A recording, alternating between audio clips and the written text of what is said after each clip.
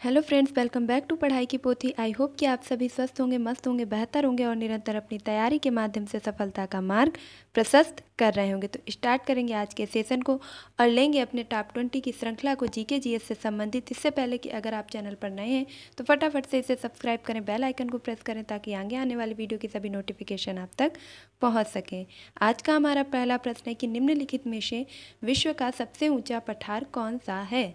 विश्व का सबसे ऊंचा पठार कौन सा है। ऑप्शन ए है दक्कन का पठार, बी है केन्या का पठार, या सी है युगांडा का पूर्वी पठार, या डी है तिब्बत का पठार। तो फटाफट से आप अपने सही उत्तर का चयन करेंगे। यहाँ पर जो राइट आंसर होगा वह हो जाएगा option number D is the right answer. Tibet का पठार विश्व का सबसे ऊंचा पठार है।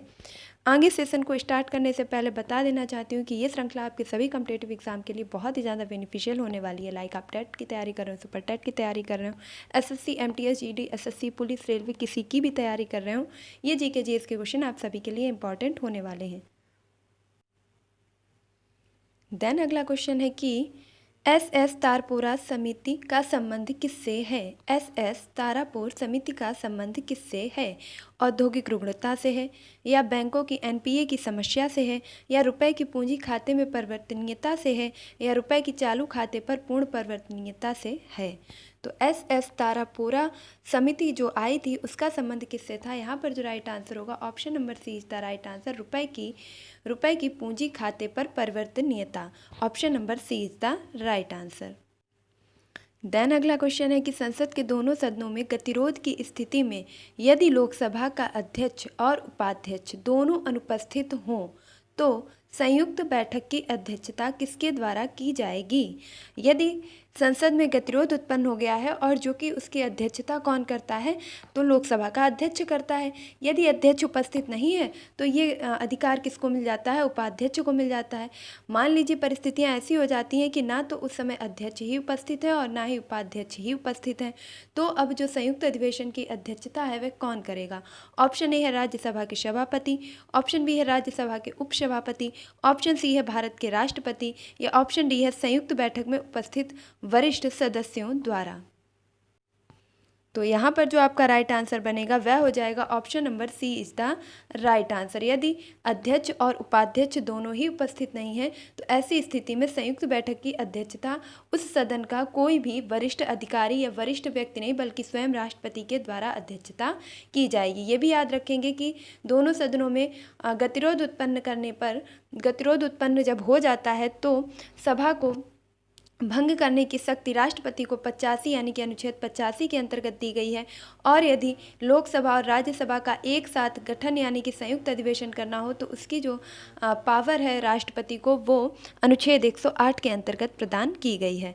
तो दोनों बैठकों को बुलाता कौन है, राष्ट्रपति बुलाता है। किस अनुच्छेद के तहत, अनुच्छेद 108 के तहत। अध्यक्षता कौन करता है, लोकसभा का अध्यक्ष करता है। यदि वह नहीं है तो उपाध्यक्ष करेगा, और यदि उपाध्यक्ष भी उपस्थित नहीं है तो स्वयं राष्ट्रपति उसकी अध्यक्षता करेंगे। और सदन की बैठक को स्थगित करने का भी अधिकार अनुच्छेद 85 के अंतर्गत राष्ट्रपति को ही प्राप्त किया गया है। अगला क्वेश्चन है कि निम्नलिखित में से कौन भारत में सबसे बड़ा कंटेनर पोर्ट है। भारत का सबसे बड़ा कंटेनर पोर्ट कौन सा है। ऑप्शन ए है विशाखापत्तनम, बी है न्यू मंगलौर, सी है जवाहरलाल नेहरू पत्तन, और डी है पारादीप। तो यहाँ पर जो राइट आंसर होगा वह हो जाएगा option number C is the right answer. Jawaharlal Nehru पत्तन भारत का सबसे बड़ा कंटेनर पोर्ट कहलाता है। अगला क्वेश्चन देखेंगे, निम्नलिखित में से देश सार्क का सदस्य नहीं है। कौन सा ऐसा देश है जो सार्क का सदस्य नहीं है। ऑप्शन ए है मालदीव, बी है अफगानिस्तान, सी है म्यांमार, और डी है नेपाल। तो ये बहुत ही सिंपल, इजी और सबसे ज़्यादा पूछा जाने वाला भी प्रश्न है कि निम्नलिखित में से सार्क का सदस्य कौन है और कौन सा नहीं है। तो यहाँ जो राइट आंसर होगा option number C is the right answer. Myanmar SAARC का सदस्य नहीं है। और वर्तमान में सार्क में कुल कितने सदस्य हैं, तो 8 सदस्य देश हैं, और 8वां सदस्य देश यदि पूछा जाए तो वह कौन सा है, अफगानिस्तान है। देन अगला क्वेश्चन आपके सामने हिस्ट्री से रिलेटेड है कि टोपरा तथा मेरठ के टोपरा तथा मेरठ से 2 अशोक स्तंभ लेख दिल्ली कौन लाया था? तो दिल्ली तक जो 2 स्तंभ लेख थे अशोक के, जो कि टोपरा तथा मेरठ से लाए गए थे, उन्हें कौन लाया था? ऑप्शन ए है अलाउद्दीन खिलजी लाया था, या फिरोज शाह तुगलक लाया था, या मोहम्मद गौरी लाया था, या सिकंदर लोदी लाया था। तो यहाँ पर जो राइट आंसर होगा option number D is the right answer. Sikandar Lodi के द्वारा टोपरा तथा मेरठ से 2 अशोक स्तंभ लेखों को दिल्ली तक लाया गया था। नेक्स्ट क्वेश्चन है, ट्रिम्स का पूरा नाम क्या है? ट्रिम्स का पूरा नाम क्या है? Option A trade related income measures, option B है ट्रेड रिलेटेड इन्वेस्टमेंट मेजर्स, या ऑप्शन सी है ट्रेड रिलेटेड इनोवेटिव मेजर्स, या ऑप्शन डी है ट्रेड रिलेटेड इंसेंटिव मेजर्स। तो ट्रिम्स का जो पूरा नाम होगा वह हो जाएगा option number C is the right answer, trade related innovative measures.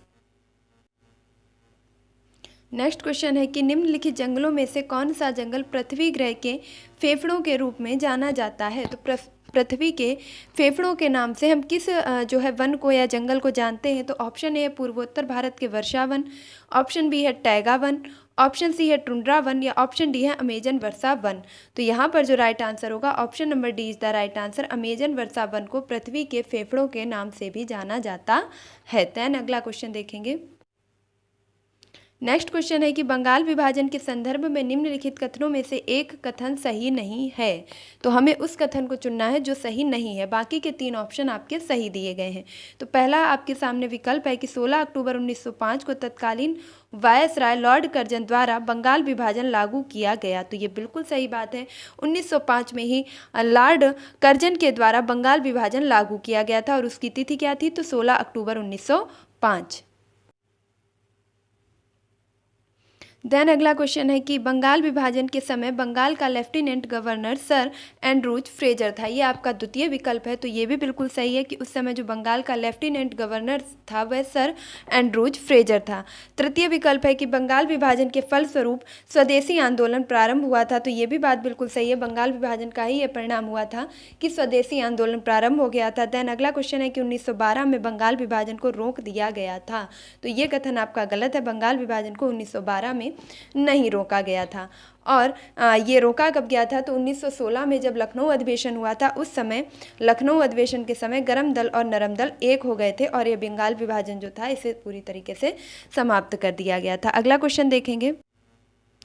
Next question है कि विचित्र नाटक किस सिख गुरु की आत्मकथा है? किस सिख गुरु की आत्मकथा को विचित्र नाटक के नाम से भी जाना जाता है? ऑप्शन ए है गुरु अर्जुन देव, बी है गुरु गोविंद सिंह, सी है गुरु हरगोविंद, और डी है गुरु नानक। तो यहाँ पर जो राइट आंसर होगा option number C is the right answer. Guru Hargobind की जो आत्मकथा है उसे विचित्र नाटक के नाम से जाना जाता है।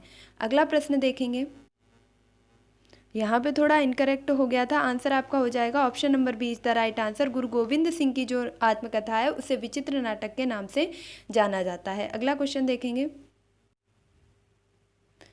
मुंबई के नेशनल स्टॉक एक्सचेंज में बॉन्ड दर्ज कराने वाला प्रदेश का पहला नगर निगम कौन सा है? तो मुंबई के नेशनल स्टॉक एक्सचेंज में बॉन्ड दर्ज कराने वाला जो पहला नगर निगम है वह कौन सा है? ऑप्शन ए है भोपाल नगर निगम, बी है जबलपुर नगर निगम, या सी है इंदौर नगर निगम, या डी है पुणे नगर निगम। तो यहाँ पर राइट आंसर क्या हो जाएगा? तो लगातार 5वीं बार स्वच्छता का रिकॉर्ड अपने नाम करने वाला option number C is the right answer. Indore नगर ही नेशनल स्टॉक एक्सचेंज बॉन्ड दर्ज करने वाला प्रदेश का पहला नगर निगम बन चुका है। नेक्स्ट क्वेश्चन है, निम्नलिखित अभ्यारण्यों में से कौन उल्लेखित संरक्षित प्रजातियों में से सुमेलित नहीं है? तो यहाँ पे कौन सा अभ्यारण्य है जो अपनी प्रजाति से सुमेलित नहीं है? ऑप्शन ए है जिम कॉर्बेट राष्ट्रीय उद्यान बाघ के लिए प्रसिद्ध है, केवलादेव घना पक्षी विहार शेर के लिए प्रसिद्ध है, या काजीरंगा गैंडे के लिए प्रसिद्ध है, पेरियार जंगली हाथियों के लिए प्रसिद्ध है। तो यहाँ पर राइट आंसर क्या होगा? अगर आपने थोड़ा सा भी ध्यान दिया होगा तो मैंने ऑप्शन पढ़ने में ही आपको बताया है कि केवलादेव घना पक्षी विहार। तो केवलादेव जो घना है ये आपका राजस्थान में स्थित है, और यह भरतपुर राजस्थान में स्थित है। जो किसके लिए प्रसिद्ध है? तो मुख्य रूप से ये पक्षियों की प्रजाति के लिए प्रसिद्ध है, ना कि शेर के लिए। शेर के लिए कौन सा प्रसिद्ध है? तो शेर के लिए आपका गिर राष्ट्रीय उद्यान जो कि गुजरात में स्थित है वह मुख्य रूप से शेरों के लिए प्रसिद्ध है। तो शेर के लिए गिर राष्ट्रीय उद्यान जो कि गुजरात में स्थित है, Jim Corbett national park park जो कि उत्तराखंड में स्थित है, जिसका वर्तमान में नाम परिवर्तित करके क्या कर दिया गया है, तो रामगंगा नेशनल पार्क। इसका वर्तमान में नाम बदल करके रामगंगा नेशनल पार्क कर दिया गया है। और काजीरंगा जो कि एक सींग वाले गैंडे के लिए प्रसिद्ध है, वहीं पेरियार जो कि हाथियों के लिए प्रसिद्ध है। और यह स्थित कहाँ पर है, तो ये आपका केरल में स्थित है। और काजीरंगा कहाँ स्थित है, ये असम में स्थित है। तो इस प्रकार आपके चारों के चारों ऑप्शन क्लियर हो जाते हैं। अगला क्वेश्चन देखेंगे। नेक्स्ट क्वेश्चन है कि भारत सरकार द्वारा निम्नलिखित में से किस बैंक की स्थापना संपूर्ण ग्रामीण वित्त व्यवस्था के समन्वय के लिए एक शीर्ष संस्था के रूप में की गई है। यानी कि ग्रामीण क्षेत्र में वित्त की व्यवस्था करने के लिए, उनको कृषि से संबंधित लोन उपलब्ध कराने के लिए, उपयुक्त बीजों को उपलब्ध कराने के लिए, सिंचाई के साधनों की व्यवस्था करने के लिए, फसलों का बीमा कराने के लिए इत्यादि सभी चीज़ों से संबंधित जो वित्त की व्यवस्था है वह संपूर्ण रूप से किस बैंक के जो है अंडर में आती है। ऑप्शन ए है नाबार्ड के, बी है सिडबी के, सी है क्षेत्रीय ग्रामीण बैंक, या डी है सहकारी बैंक। तो केंद्रीय सहकारी बैंक, यहाँ पर जो आपका राइट आंसर होगा वह हो जाएगा option number A is the right answer, NABARD. NABARD आपकी ऐसी बैंक है जो कि ग्रामीणों को सभी प्रकार से वित्तीय सुविधाएं प्रदान करती है। इसके साथ साथ इसकी स्थापना किस कमेटी के आधार पर की गई थी, तो याद रखेंगे शिवरमन कमेटी। कई बार प्रश्न पूछा जा चुका है कि नाबार्ड की स्थापना किस कमेटी के आधार पर की गई थी, तो शिवरमन समिति यानी शिवरमन समिति कमेटी के आधार पर नाबार्ड की स्थापना की गई थी। नाबार्ड की स्थापना किस तिथि को की गई थी, यदि यह पूछ लिया जाए तो 12 जुलाई 1982 को नाबार्ड की स्थापना की गई थी। और वर्तमान में जो इसका मुख्यालय है वह कहाँ पर स्थित है, तो याद रखेंगे वर्तमान में जो नाबार्ड का मुख्यालय है वह मुंबई में स्थित है। तो ये 4 से 5 क्वेश्चन आपके नाबार्ड से निकलते हैं, जिनको याद रखना आपके लिए बहुत ही ज़्यादा इंपॉर्टेंट है। आप मुझे कमेंट बॉक्स में बताएंगे कि वर्तमान में नाबार्ड के अध्यक्ष कौन है। अगला प्रश्न है, मत्स्य उत्पादन के प्रसिद्ध क्षेत्र डॉगर बैंक तथा ग्रेट फिशर निम्नलिखित में से कहाँ स्थित हैं। तो पहले तो जान लेंगे कि डॉगर बैंक का अर्थ क्या है। तो यहाँ पर संक्षेप में समझेंगे कि डॉगर बैंक उस स्थिति को कहा जाता है, उस क्षेत्र को कहा जाता है जहाँ पर गर्म और ठंडी दोनों जलवायु का मिलन होता है। क्योंकि यहाँ पर ठंडी और गर्म दोनों जलवायु मिलती हैं, तो इसलिए जो मछलियों का प्रोडक्शन है, उनका उत्पादन है, वो बहुत अच्छे से हो पाता है और बहुत सारी मछलियाँ जो हैं इसमें अच्छे से सर्वाइव कर पाती हैं। तो उस स्थान को हम डॉगर बैंक के नाम से जानते हैं। इसे ग्रेट फिशर भी कह सकते हैं। और ये जो इसका स्थान है वह कहाँ पर स्थित है, प्रसिद्ध स्थान डॉगर बैंक के लिए, ऑप्शन है उत्तरी सागर में, बी है भूमध्य सागर में, सी है कैस्पियन सागर में, या डी है इंग्लिश चैनल। तो यहाँ पर जो राइट आंसर होगा option number A is the right answer, उत्तरी सागर के प्रसिद्ध क्षेत्र डॉगर बैंक तथा ग्रेट फिशर जो है मत्स्य उत्पादन के लिए प्रसिद्ध हैं। अगला क्वेश्चन देखेंगे। अगला प्रश्न है कि स्वराज पार्टी के संदर्भ में निम्नलिखित में से कौन सा कथन असत्य है। तो स्वराज पार्टी के संदर्भ में हमें गलत कथन को चुनना है, जबकि 3 कथन हमारे सही दिए गए हैं। तो ऑप्शन है, इस पार्टी की स्थापना मार्च 1923 में की गई थी। बिल्कुल सही है, मार्च 1923 में ही स्वराज पार्टी की स्थापना की गई थी। और इसकी स्थापना किसने की थी, तो CR दास और मोतीलाल नेहरू जी के द्वारा। CR दास और चितरंजन दास और मोतीलाल नेहरू जी ने मिलकर के मार्च 1923 में स्वराज पार्टी की स्थापना की थी। ऑप्शन सी है, केंद्रीय विधान परिषद में इस पार्टी के वल्लभ भाई पटेल अध्यक्ष पद पर निर्वाचित हुए थे। ऑप्शन डी है, 1923 ईस्वी के केंद्रीय विधान परिषद चुनाव में पार्टी को 101 सीटें, निर्वाचित सीटों में से 42 सीटों का जीत प्राप्त हुई थी। मतलब 101 सीटें निर्वाचित हुई थी, जिसमें से 42 सीटों पर इन्हें जीत प्राप्त हुई थी। तो यहाँ पर जो राइट आंसर होगा वह हो जाएगा ऑप्शन नंबर सी आपका गलत है, और गलत ही आपसे पूछा गया है, इसलिए ऑप्शन सी आपका बिल्कुल राइट हो जाएगा कि केंद्रीय विधान परिषद में इस पार्टी के सदस्य जो अध्यक्ष थे वह वल्लभ भाई पटेल निर्वाचित नहीं हुए थे। बाकी तीनों कथन आपके सही है कि इसकी स्थापना मार्च 1923 में चितरंजन दास और मोतीलाल नेहरू जी के द्वारा की गई थी, और इसमें 101 निर्वाचित सीटों में से 42 सीटों पर जो है इन्होंने जीत दर्ज की थी। अगला प्रश्न है, आपके प्रमुख व्यक्तित्वों में से आ जाएगा कि आला और ऊदल संबंधित थे। आला और ऊदल जो आपके चरित्र हैं, इनका संबंध किससे था। ऑप्शन ए है चंदेरी से था, बी है विदिशा से था, सी है महोबा से था, या डी है पन्ना से था। तो पन्ना जो कि आपका मध्य प्रदेश में पड़ता है, वहाँ से इनका संबंध नहीं था, जबकि इनका संबंध कहाँ से था, तो आला और ऊदल जो है इनका संबंध आपका महोबा से था। Option number C is the right answer. प्रश्न उत्तर प्रदेश और प्रदेशों के परिदृश्य में भी पूछ लिया जाता है कि महोबा की कौन सी चीज़ सबसे ज़्यादा फेमस है, तो महोबा का पान आपका सबसे ज़्यादा फेमस है। अगला प्रश्न देखेंगे।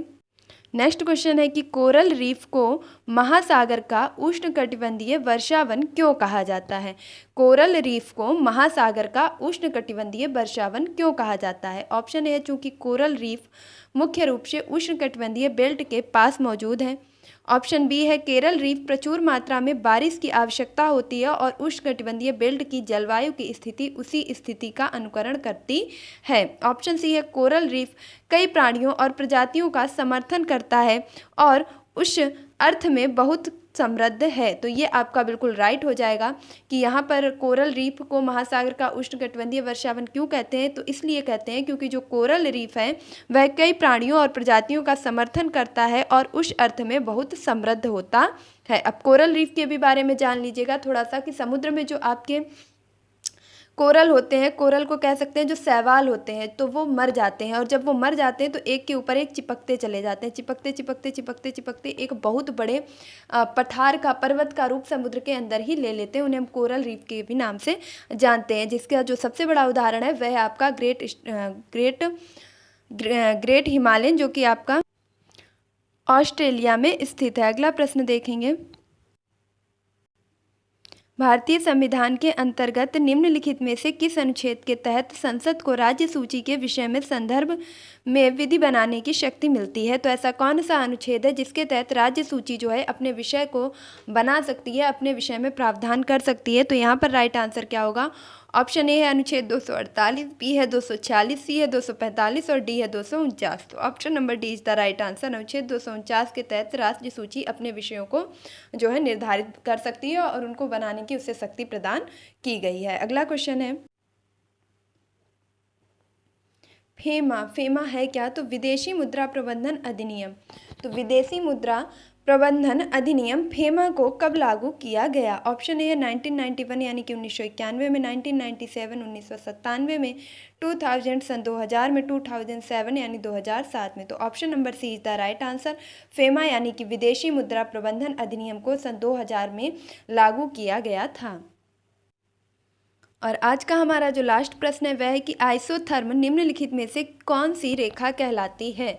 तो मानचित्र में बहुत सी रेखाएं बनी होती हैं और उनमें से एक रेखा है जो कि आइसोथर्म कहलाती है। तो ये किस चीज़ को प्रदर्शित करती है। ऑप्शन ए है समान वर्षा वाले स्थानों को जोड़ने वाली रेखा है, या ऑप्शन बी है वह रेखा जो मानचित्र की उन रेखाओं को मिलाती है जहाँ किसी निश्चित तत्व का मान बराबर होता है, या ऑप्शन सी है वह रेखा जो धूप के समान अवधि वाले स्थानों को मिलाती या खींचती है, या ऑप्शन डी है मानचित्र पर समान ताप के स्थानों को मिलाते हुए खींची गई रेखा। तो यहाँ पर जो राइट आंसर होगा isotherm, option number D is the right answer. मानचित्र पर समान तापमान के स्थानों को, जहाँ पर दो स्थानों, जैसे यहाँ पर भी तापमान समान है और मान लीजिए उससे 10 किलोमीटर 20 किलोमीटर या 200 किलोमीटर आपके मानचित्र में देखा जाए और उस जगह का भी तापमान इक्वल है, तो क्या करेंगे उनके बीच में एक रेखा खींचेंगे और उस रेखा का नाम क्या रखेंगे, आइसोथर्म।